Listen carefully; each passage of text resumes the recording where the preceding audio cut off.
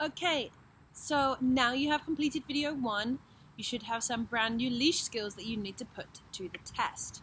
But obviously, first things first, we want to practice outside of the context of our regular walks so that we can get the skills and our dogs can get the skills of how we communicate, how we dance, how we use the leash to let the dog know what we want. So we're going to practice our 5-step leash skill, which is the soft stop, redirect, soft stop, rebalance, reorient, so encourage the correct choice, mark the following the reorientation, and reward in situation.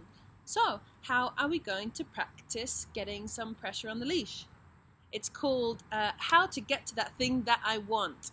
We're going to play in the garden here. If your dog struggles to find the treat, please migrate onto like a patch of concrete nearby or a pathway. And when you're throwing the treat, oh, thank you. When you're throwing the treat out of leash range, don't go crazy, and remember it's a soft stop. Just throw it at about 6 foot beyond leash range in a straight line ahead of the dog. So we're going to go for a little demo, see how it goes, and then talk through kind of any troubleshooting that you might have. So, Eva, we're going to take this treatise, the thing that I want. How do I know she wants it? Because I've got her following it, that thing that I want.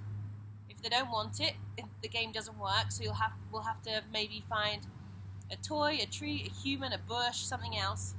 But this thing that I want. Okay.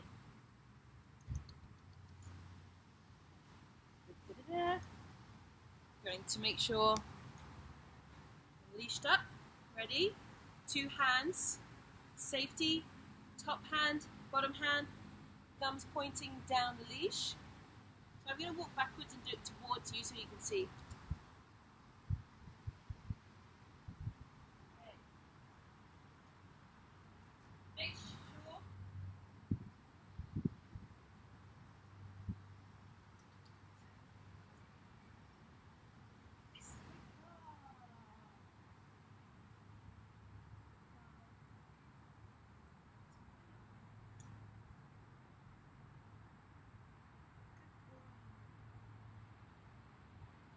Good job.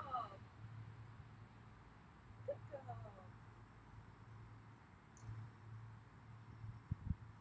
Back to the beginning.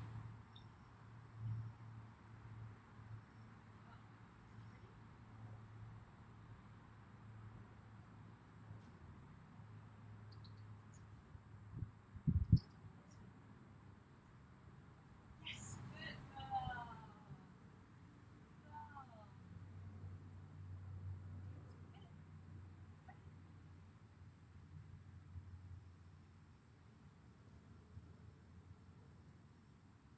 good girl. Go.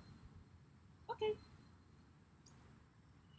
Okay, so as you can see, even Ava's struggling to find it in the grass because it's not very visible. So I would recommend that you start even indoors with this exercise, or move it onto a piece of concrete where they can see it really easily.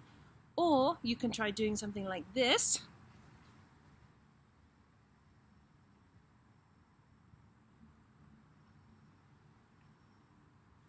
So here I have an entire pouch of treats, and I'm going to toss the whole thing so that she can really see it.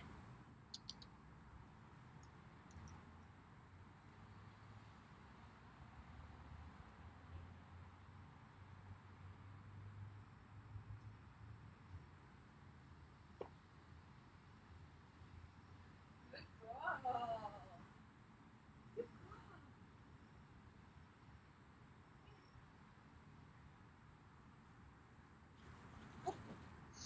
Okay, you may or may not believe that I've done this with Ava before. So, each time your dog gets to the end of the leash, and you have to use your soft stop, rebalance, redirect. Yes, good job, redirect. Go back to the finish line and start again. And you're heading towards that thing that I want. So it might take you 5, 6, 7 times to get to it. And when you reach within sort of a foot, just go a little bit faster, go with them to keep the leash slack so that they can get it. Because what you don't want is them pulling into it and then like 3 inches away from the treat, and you're trying to have a conversation with them here. It's too late. So make sure that you're being quick to capture the stop, redirect, walk back, start from the finish, set off again. Because the rule of the game is if you have a loose leash, you can get it. But if you pull, we stop, you follow the pressure, and we go back this way. If your dog is getting frustrated walking up and down in a straight line, you can try making shapes and lines around the treat, so you're not working up and down in a straight line like that. You might sort of head to the right and round and spiral your way into the treat. Okay, some extra bonus rules to the game. If your dog gives you eye contact, you can also mark and reward that. And I really want you guys to focus on feedback. So you might have noticed that I said, good girl, as we were walking, to let her know you're doing the right thing. Absolutely, good girl. I love the way you walk. Let's go. And obviously we're not going to have to do that forever, but it's really important we give them feedback so that they know that, you know, there's lots of encouragement for walking on the loose leash. And then if they pull to the end of it, let's try again. Start again. So your dog's really, it should be fun.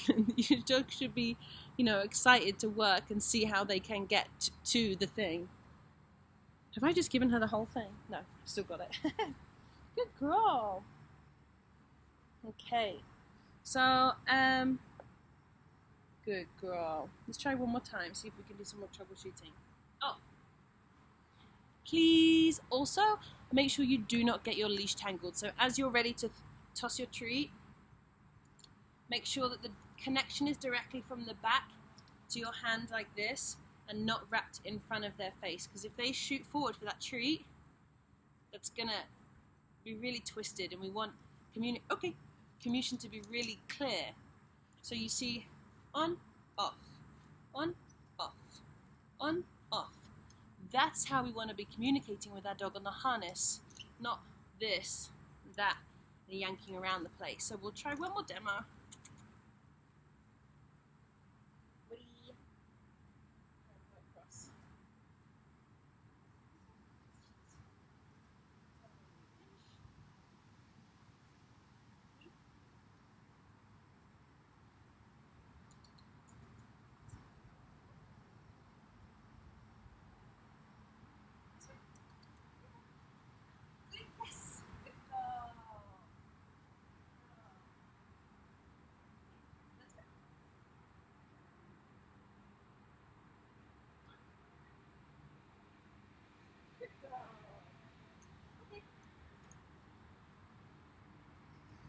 So, if your dog doesn't pull straight away, they kind of hesitate and they're like, I'm not pulling. You can go, you can walk. So a lot of this, you know, after you try 5, 6, several times, they're going to realize that, if I dash, that doesn't get me anywhere. So they're going to do what Ava just did and kind of hesitate. And that's when you say, good job, because they've showed self-restraint. And then you can progress to walk towards the treat. Because if they keep the loose leash, they can get it. This is not you manufacturing the stop. You're not stopping. It's only if the dog hits the end. Imagine your legs are connected to the leash and you are going to walk forward unless there's pressure. So you're not testing your dog. You're not kind of randomly stopping, anticipating them pulling. If there is a slack leash, you can kind of close your eyes. If there is a slack leash, your legs are moving. As soon as there is tension, your legs stop. Back row. Your legs are connected to your leash. They stop. If the leash is tight, then you redirect and go back and start again. Please let me know any questions. I love questions because that shows me the holes in my teaching. And I look forward to the next video.